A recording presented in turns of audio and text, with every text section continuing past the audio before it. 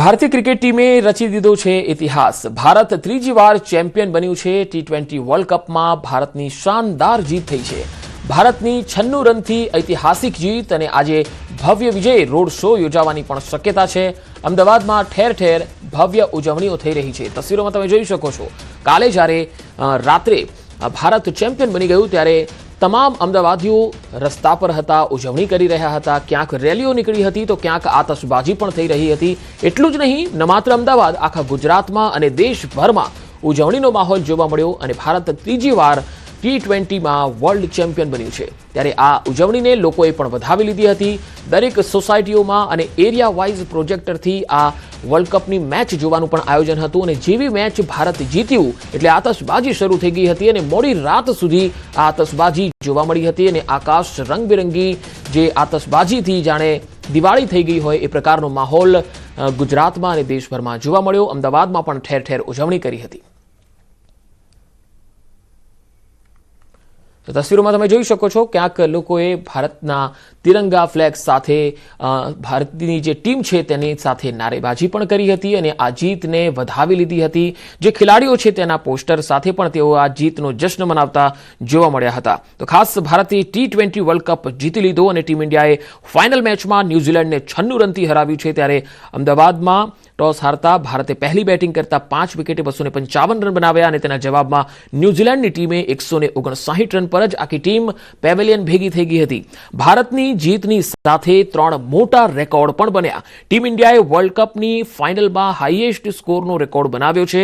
ભારત માટે આ T20 world કપની ફાઇનલમાં સૌથી મોટી જીત છે અને ન્યૂઝીલેન્ડ માટે આ સૌથી મોટી હાર પણ છે।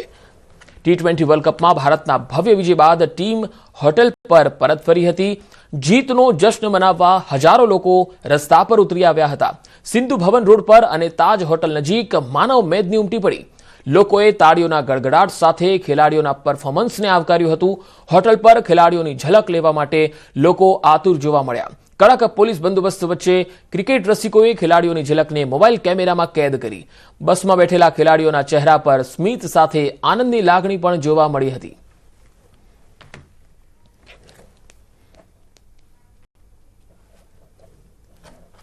તો વર્લ્ડ કપ જીત્યા બાદ રાત્રે જ ટ્રોફી લઈને જય શાહ સાથે ગંભીર અને સૂર્યકુમાર પહોંચ્યા હનુમાનજીના મંદિર। જી હા, આ તસવીરો તમે જોઈ શકો છો હનુમાનજીના મંદિરથી। સતત બીજો અને ત્રીજો T20 વર્લ્ડ કપ જીત્યા બાદ ભારતીય ટીમ ભગવાનના આશીર્વાદ લેવાનું ભૂલી નથી। રવિવારે મોડી રાત્રે ICC પ્રમુખ જય શાહ અને ટીમ ઇન્ડિયાના મુખ્ય કોચ ગૌતમ ગંભીર અને કેપ્ટન સૂર્યકુમાર યાદવે અમદાવાદના હનુમાન મંદિરમાં પૂજા અર્ચના કરી। મંદિરની બહાર ભારે પોલીસ બંદોબસ્ત જોવા મળ્યો। કેપ્ટન સૂર્યકુમાર ટ્રોફી સાથે મંદિરમાં પ્રવેશ્યા અને બજરંગબલી સમક્ષ નમન કર્યું હતું। ભારતના મુખ્ય કોચ ગૌતમ ગંભીરે કહ્યું કે તે ફક્ત ડ્રેસિંગ રૂમમાં રહેલા લોકો માટે જ જવાબદાર છે અને ભારતની T20 વર્લ્ડ કપ ટાઇટલ જીત VVS લક્ષ્મણ અને રાહુલ દ્રવિડને સમર્પિત કરી। ગંભીરે કહ્યું કે હું સોશિયલ મીડિયા પરના લોકો માટે જવાબદાર નથી, હું ચેન્જિંગ રૂમમાં 30 લોકો માટે જવાબદાર છું। કોચ ટીમ દ્વારા બનાવવામાં આવે છે અને ખેલાડીઓએ મને કોચ બનાવ્યો। હું આ ટ્રોફી રાહુલ દ્રવિડ અને VVS લક્ષ્મણને સમર્પિત કરું છું।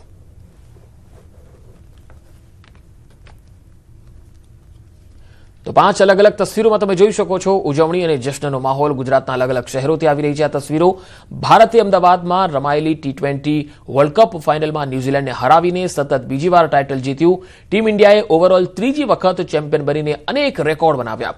ભારતીય ટીમની આ જબરજસ્ત જીતમાં ઘણા હીરોઝ રહ્યા। Sanju Samson player of the match બન્યો તો વરુણ ચક્રવર્તી ભારત માટે ટોપ વિકેટ રહ્યો। શિવમ દુબેએ પણ સતત સારું પ્રદર્શન કર્યું અને આ બધાની વચ્ચે હેડ કોચ ગૌતમ ગંભીરના પણ વખાણ કર્યા।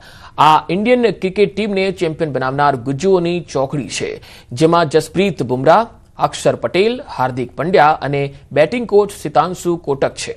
ભારતની શાનદાર જીત બાદ ગુજરાત સહિત દેશભરમાં ધમાકેદાર ઉજવણી થઈ। મોડી રાત સુધી ગુજરાતના નાના મોટા તમામ શહેરોમાં અને નાના નાના ગામોમાં પણ દિવાળી જેવો માહોલ જોવા મળ્યો। ટીમ ઇન્ડિયાની જીત સાથે જ શહેરીજનો ટ્રોફીની રેપ્લિકા સાથે રસ્તા પર ઉતરી આવ્યા અને આતશબાજી કરતા જોવા મળ્યા। ક્યાંક રેલી નીકળી તો ક્યાંક જીતને વધાવી લેવા માટે ખેલાડીઓના પોસ્ટરો લઈને લોકો ઝૂમતા નજરે પડ્યા અને ક્યાંક આતશબાજી પણ થઈ। હવે આ તસવીરો જુઓ. ખેડાના નડિયાદમાં ક્રિકેટર અક્ષર પટેલના ઘરે વર્લ્ડ કપની જીતની ઉજવણી થઈ અને તેમના પરિવારજનો પણ તાળીઓના ગડગડાટથી આ જીતને વધાવતા જોવા મળ્યા.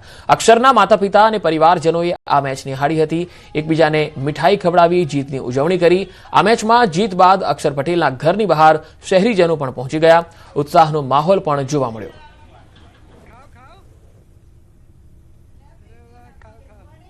વર્લ્ડ કપ જીતી ગયું એનો તો આનંદ છે જ. જોડે જોડે મને એમ થાય કે ટીમે જે મહેનત કરી અને ઇન્ડિયા વર્લ્ડ ચેમ્પિયન બની ગયું એ બહુ મોટું સારું પરિણામ છે. અક્ષરે શરૂઆતે કરી અને પછી એ વિકેટ લીધી, પણ જોડે જોડે બુમરાહથી માંડી અને બીજા દરેક ખેલાડીઓએ એટલી જ મહેનત કરી કે જે મહેનતથી ઇન્ડિયા વર્લ્ડ કપ જીતી ગયું. અને હવે વાત ગ્રાઉન્ડ ઝીરો પર ન્યૂઝ 18ની.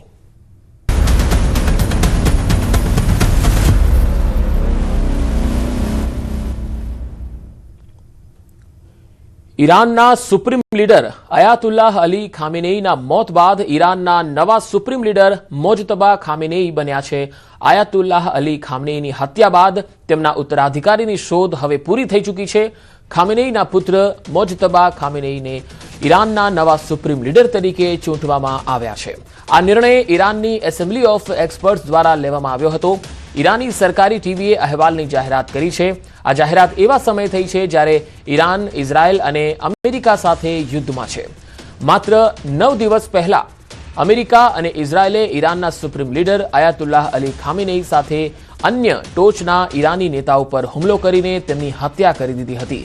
મોજતબા ખામેનેઈની ઉંમર 56 વર્ષ છે. તેમને ઇસ્લામિક રિપબ્લિક ઓફ ઈરાનની પવિત્ર વ્યવસ્થાના ત્રીજા સુપ્રીમ લીડર તરીકે નિયુક્ત કરવામાં આવ્યા છે.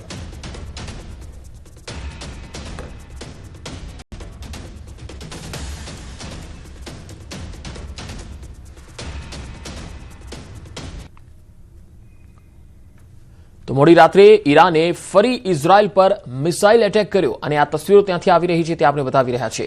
મિસાઇલનો આ એટેક ન્યૂઝ 18ના કેમેરામાં કેદ થયો છે. તેલ અવીવથી સંવાદદાતાનો આ ખાસ રિપોર્ટ. ईरान की तरफ से एक के बाद एक हमले किए जा रहे हैं. ये रात का टाइम है, आप देख सकते हैं सायरन बज रही है, सुन सकते हैं आप.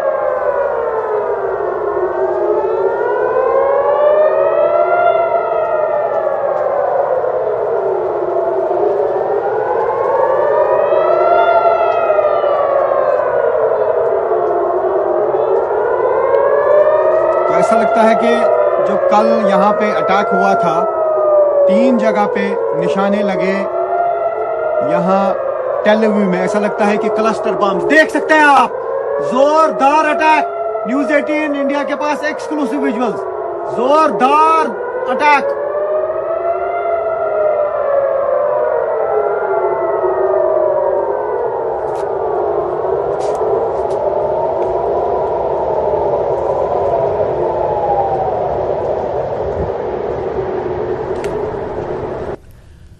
તો ઈરાન સામે અમેરિકા અને ઇઝરાયલનું યુદ્ધ અને ઈરાન પર અમેરિકા અને ઇઝરાયલના હુમલા બાદ ઈરાને પણ વળતો હુમલો કર્યો છે, જેમાં ઇઝરાયલના કેટલાક ભાગોમાં ભારે નુકસાન થયું છે.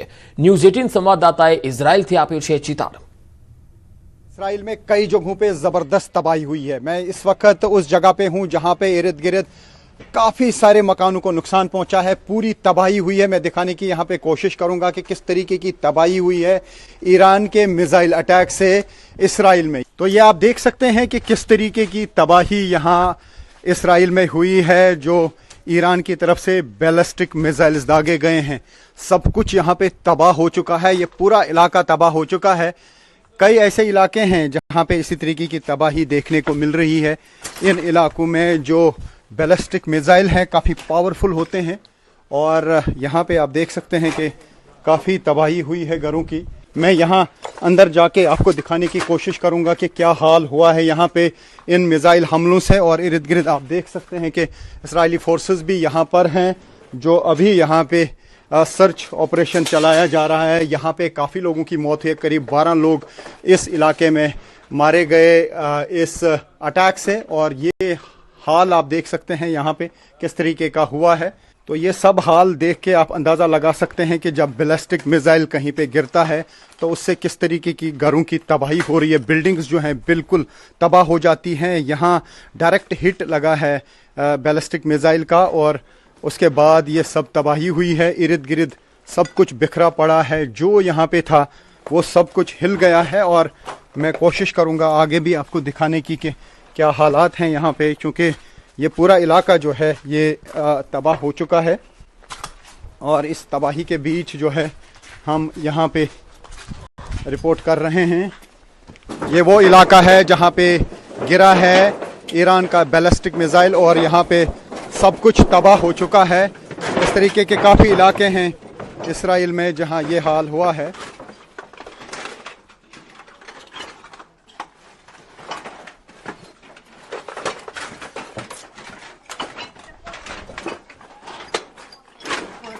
तो ये आप देख सकते हैं कि लगातार जो है युद्ध जारी है ईरान और इसराइल के दरमियान, और ईरान की तरफ से लगातार अटैक्स किए जा रहे हैं, जबकि इसराइली फोर्सेस भी लगातार ईरान पे अटैक कर रहे हैं। तो ये आप तबाही देख सकते हैं कि किस तरीके की यहाँ पे तबाही है। और यहाँ पे आप देख सकते हैं कि इसराइल डिफेंस फोर्सेस के लोग भी हैं जो यहाँ पे इस वक्त इर्द गिर्द घूम रहे हैं। हम इस वक्त उस जगह पर हैं जहाँ पर बैलिस्टिक मिसाइल ने तबाही की है। ईरान की तरफ से बैलिस्टिक मिसाइल दागा गया है। ईरान की तरफ से लगातार हमले किए जा रहे हैं और इसराइली फोर्सेस और यूएस फोर्सेस भी लगातार जो है अटैक्स कर रहे हैं ईरान पर।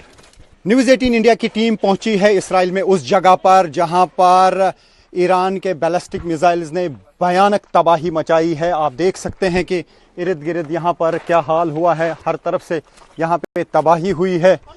और जो हम यहाँ पे देख पा रहे हैं अभी इर्द गिर्द यहाँ पे इसराइली डिफेंस फोर्सेस के भी लोग हैं और मलबा हर तरफ से बिखरा पड़ा हुआ है, गाड़ियाँ तबाह हो चुकी हैं। यह है इस वक्त इसराइल के उस इलाके का हाल जहाँ पर तबाही मचाई है ईरान के बैलिस्टिक मिसाइल्स ने। पूरा का पूरा एरिया जो है वो यहाँ पे तबाह हुआ है, गाड़ियाँ तबाह हुई हैं।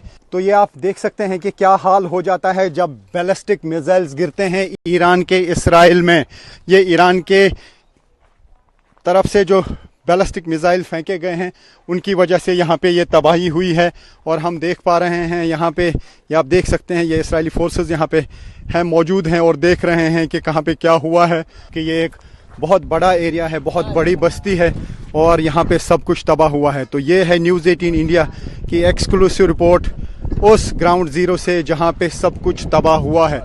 ये आप देख सकते हैं यहाँ पे क्या तबाही मचाई है बैलिस्टिक मिसाइल ने, हम देख पा रहे हैं। और यहाँ पे आप देख सकते हैं ये इसराइली डिफेंस फोर्सेस के लोग हैं जो यहाँ पे देख रहे हैं कि आखिर ईरान किस तरीके से कामयाब हो गया ये मिसाइल यहाँ पहुँचाने में, और पूरी तरह से चकमा दिया है इस मिसाइल ने यहाँ पूरे एयर डिफेंस सिस्टम को, चाहे वो थार्ड हो, चाहे वो एरो हो, चाहे वो डेविड सिलिंग हो या फिर आयरन डोम, सब